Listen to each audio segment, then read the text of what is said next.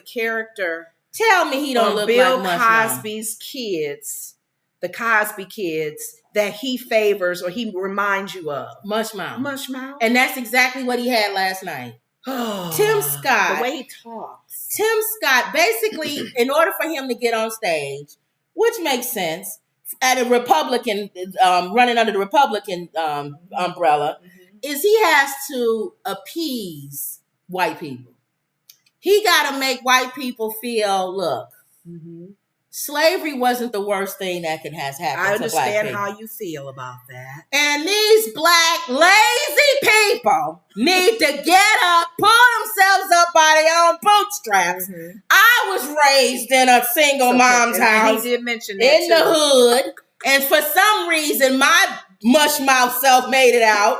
So every other guy there, even though he's being shot at, some kids playing on the playground, it doesn't matter. They need to pull themselves up. You can make it. Yeah, I made it out of the war zone, so you should be able to make it out too. Then he goes and he compares. Listen to this. Tim Scott suggests slavery wasn't as bad as the welfare of Black America. Dang, I wish he was back then there at that time. South Carolina senator delivered a very embarrassing talking point during the Republican debate. And he was passionate too when he was talking. He was passionate. A lot of deplorable things were said during the Republican debate on Wednesday night. But this comment from Republican candidate Tim Scott may just take the cake.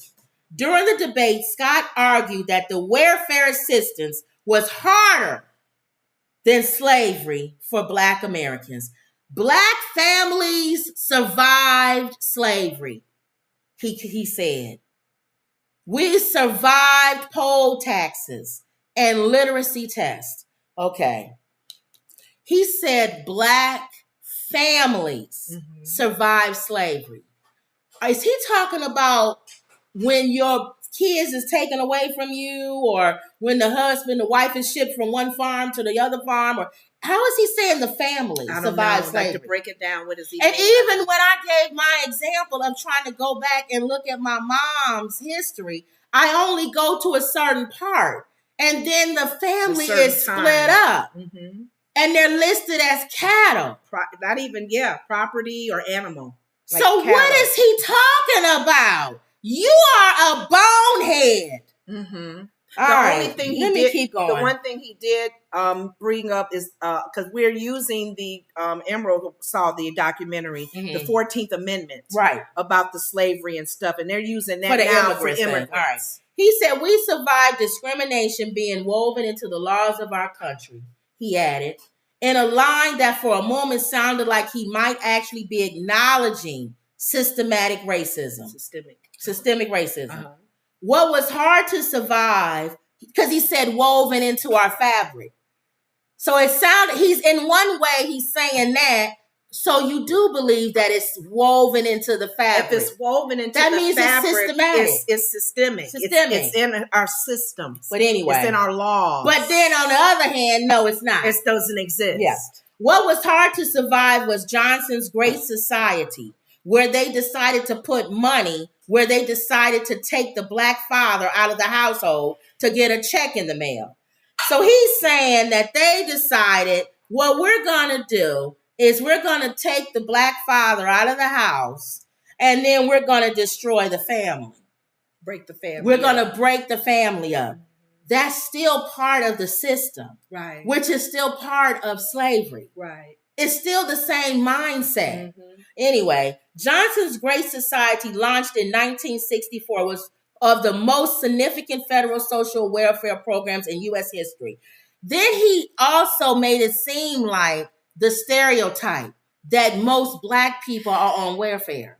When we know that most of the people on welfare are white. He's running with that poll too. That's where they were upset. When I read the documentary with the Essence magazine again, with that the 5 Black men started, the women, the issues with the Black women had a negative view from Reagan, because they were in Reagan's building. So they were every now and then drop of how Reagan spoke on certain laws and carrying on that same "Make America Great." Right. It started with him as well. So he said the same thing about welfare being he used the black woman in a negative way, and we're really the result of welfare, and using Reagan did this. So it's almost like he's picking up that he's in the Reagan Library. He's in the Reagan Library. So but this same program that he's talking about created Medicare, Medicaid, Social Security benefits, assistance for elderly and poor. So what is he talking about?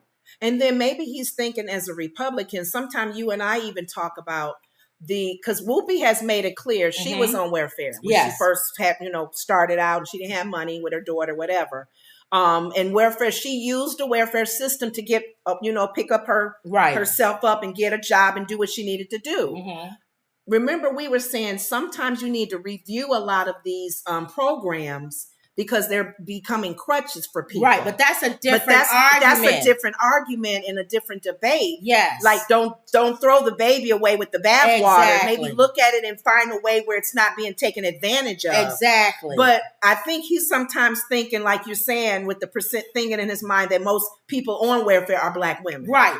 But my thing is, if he wants to have a discussion about how the father being missing in the home and about black men being locked up in greater number and about changing, it's so many things, cocaine, crack, same substance, but you knew crack cocaine was in certain areas and cocaine was in richer areas. So you lock people up for crack. Right. So of course, more black people and low or income people gonna be locked up. Right. Stuff like that. If he wants to have that kind of conversation about how black people, the home is being changed, all of that, that's different. But him, just like DeSantis, should never, ever, ever bring up the word slavery. I don't want to hear anything about black people benefiting from slavery. I don't want to hear anything about nothing has been, slavery has made us better. We survived it, but we can't survive the welfare system. That's killing us.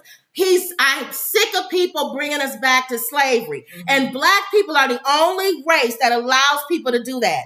Jewish people would not allow someone to do that about the Holocaust. He would be taken off the air right then and there if he had said anything about the Holocaust. The Jews at all. Yes. If DeSantis had said the Holocaust, Jewish people have benefited from the Holocaust, he'd be stripped and taken off the air. If Tim Scott said right now, Jewish people have survived their welfare, whatever, it's worse for them than Holocaust, he would be stripped and taken off the air. So I'm done and I'm tired of black people allowing this. I think a lot of times too, like a Tim Scott, and that other guy you said that was running, that other black guy.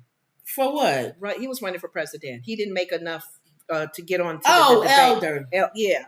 A lot of Larry times Elder. They feel like they're using themselves as the poster boy. Like, I made it. So what? You made it, you big dummy. So can you. I made it. And I'm with a single mom. I'm sitting up here working and people don't know our background. I've worked in low income neighborhoods with kids as a teacher.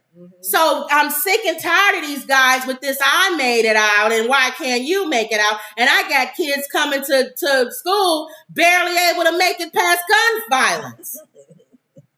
Oh God! These kids they live when I do my humor. They live it. They don't even want to leave class. They love it so much. Can we stay here? They need programs. Home. They need stuff like that. They don't have the same stuff. And there are some kids who excel past it. Exactly. Yes, it is. There's some kids that excel past it, but there's some that don't. Yeah, there's still a lot that don't. And still don't have the opportunity or not given the opportunity or not challenged. Yes. There are people that are not challenged. They get paid. The government pays them to fail. Yeah. So if he wants to have a legitimate conversation, which is why I'm not a Democrat. Exactly. Because I feel like the Democrats get paid off of black people not making it. And even Joe Biden said, you're black. Of course you're going to vote for me. How dare you assume that every black person gonna vote for you? That's true. And is that Latino as well? and the Latinos. So if we want to have a real conversation, I think they should just about the Democratic Party or about any of that. Let's have that, not about slavery. Kind of like what our pastor said in the past with us. When you start talking to other denominations, yes, he said, look at how they view Jesus. Those of us who are Christians. Now, if you're not a Christian, don't take what I'm saying to heart. Mm-hmm. But those who are saying they're born again believers, we have different denominations, different teachings, different areas where we may offend somebody, or they don't know that, or they don't believe that. He says how they view Jesus is the main thing. Do they believe, we all believe the same thing about Jesus and what he's done for us on Calvary? Tim Scott, I'm using this as an example, needs to leave racial things alone. Yes. And how he answers it. Because right now, like you're saying, he's catering to a certain person to vote for him. But I think, too, he's using himself as the poster child, saying, if I can succeed and do what I'm doing, you can too. Yes. And he's not being sensitive or using wisdom when he talks. So, yeah, he's pretty much the mush mouth. He's a mush mouth. He's a mush mouth. All right, so move on from him. But he irritated me with that. He irritated me with that. Yeah. Okay. And I guess, too, sometimes him being black think he can get away with saying it. That's why they put him up there, because he's black. They think that because somebody's black, they can say anything. Mm-hmm. Well, Kanye found out the hard way. Mm-hmm. You can't. Just because Tim Scott said it, it's true. No, just because you black don't mean you can say anything. He's not the spokesperson for every black person. Real quick, while they were there, Donald Trump was at a non-union